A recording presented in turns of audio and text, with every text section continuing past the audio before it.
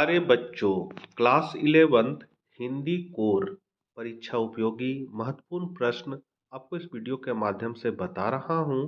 Channel पर पहली बार है तो जरूर सब्सक्राइब कर ले, क्योंकि जैक से संबंधित महत्वपूर्ण प्रश्नों की जानकारी आपको इस चैनल के माध्यम से समय समय पर मिलती रहेगी। तो चलिए हम लोग आज कुछ नया सीखते हैं।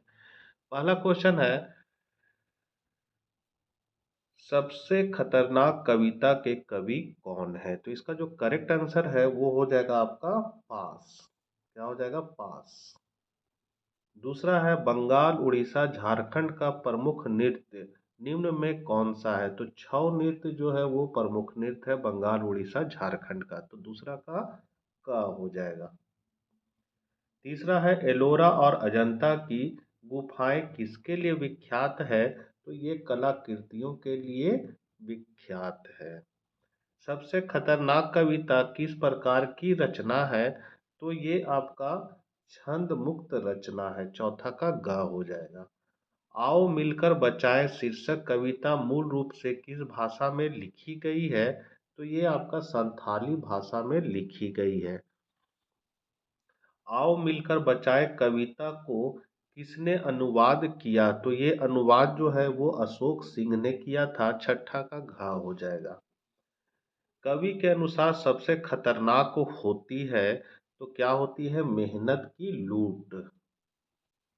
रू शब्द का क्या अर्थ है? तो रू शब्द का अर्थ आत्मा से होता है।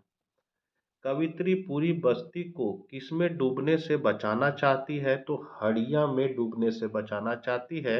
यह एक तरह का नशीला पेय पदार्थ है। निर्मला पुतुल का जन्म कब हुआ था? तो सन 1972 को। अति लघुत्तर ये प्रश्न है, कवि ने किस आशय से मेहनत की लूट, पुलिस की मार, गद्दारी, लोभ को सबसे खतरनाक नहीं माना? तो इसका आंसर है, कवि मेहनत की लूट, पुलिस की मार, गद्दारी, लोभ को सबसे खतरनाक नहीं मानता, क्योंकि इनका प्रभाव सीमित होता है तथा इनकी क्षतिपूर्ति हो सकती है।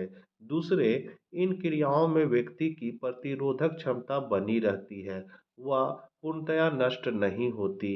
ये स्थितियां बुरी तो है, किंतु इन्हें बदला जा सकता है, अतः ये सब खतरनाक नहीं है। इनसे खतरनाक और दूसरी बातें हैं। 12 है, कवित्री निर्मला पुतुल की दो रचनाओं के नाम लिखे। तो पहला है नगाड़े की तरह बजते शब्द, और दूसरा है अपने घर की तलाश में। लघुत्तर ये प्रश्न है, निर्मला पुतुल की कविताओं के केंद्र में क्या है? तो कठिन परिस्थितियों के बावजूद खराब दशा, कुरीतियों के कारण बिगड़ती पीढ़ी, थोड़े लाभ के बड़े समझौते, पुरुष वर्चस्व, स्वार्थ के लिए पर्यावरण की हानि, शिक्षित समाज का दिकुओं और व्यवसायियों के हाथों की कठपुतली बनना आदि ये परिस्थितियों है जो निर्मला पुतुल की कविताओं के केंद्र में मौजूद है। अगला है, भारतीय कला का जुड़ाव प्रकृति से है, स्पष्ट करें। तो भारतीय कला का जुड़ाव प्रकृति से है, इसके हमें कई प्रमाण मिलते हैं, जैसे वीणा, जल तरंग, रवाब, दोतार या बांसुरी सुनकर हम इसे समझ सकते हैं। इन सब में प्रयोग किए जाने वाली चीजें हमारे आसपास के रोजमर्रा में प्रयोग होने वाली है। इस अद्भुत विशेषता के कारण यहाँ की कला सबसे अलग है। यह सहजता और प्रकृति से जुड़ाव भारतीय कला की विशेषता को प्रदर्शित करती है। दीर्घोत्तरीय प्रश्न है, कवि पास का संक्षिप्त जीवन परिचय लिखिए। तो कवि पास, मूल नाम अवतार सिंह सिंधु, जन्म सन 1950, जन्म स्थान तलवंडी सलेम गांव, जिला जालंधर, पंजाब, निधन 1988 में। प्रमुख रचनाएं लौ कथा, उजेड़ो मांझा मगा, साठे समिया बीच, लड़ेंगे साथी पंजाबी, बीच का रास्ता नहीं होता, ल है कि तब भी गाता है, हिंदी अनुवाद है। संपादन पत्रिकाएं सी आर, हेमज्योति, हॉक, एनटी 47 आदि। पास समकालीन पंजाबी साहित्य के महत्वपूर्ण कवि माने जाते हैं। पास की शिक्षा स्नातक तक हुई। पास जन आंदोलन से जुड़े रहे और विद्रोही कविता का नया सौंदर्य विधान विकसित कर उसे तीखा किंतु सृजनात्मक तेवर दिया। पास जी की कविताएं विचार और भाव के सुंदर संयोजन से बनी गहरी राजनीतिक कविताएं हैं, जिनमें लोक संस्कृति और परंपरा का गहरा बोध मिलता है। लास्ट क्वेश्चन है, आदिवासी समाज की वर्तमान स्थिति पर टिप्पणी करें।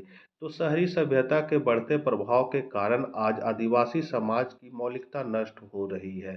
शिक्षा के प्रचार प्रसार, संचार साधनों के विस्तार तथा शहरीकरण की संस्कृति से संपर्क के कारण आदिवासी समाज का जीवन यानी उनका रहन सहन, खान पान, पहनावा सब कुछ बदल रहा है तथा पर्यावरण के विनाश के कारण प्रदूषण भी बढ़ रहा है। इन्हीं सब वजहों से आज आदिवासी समाज अपना नैसर्गिक आकर्षण खोता जा रहा है।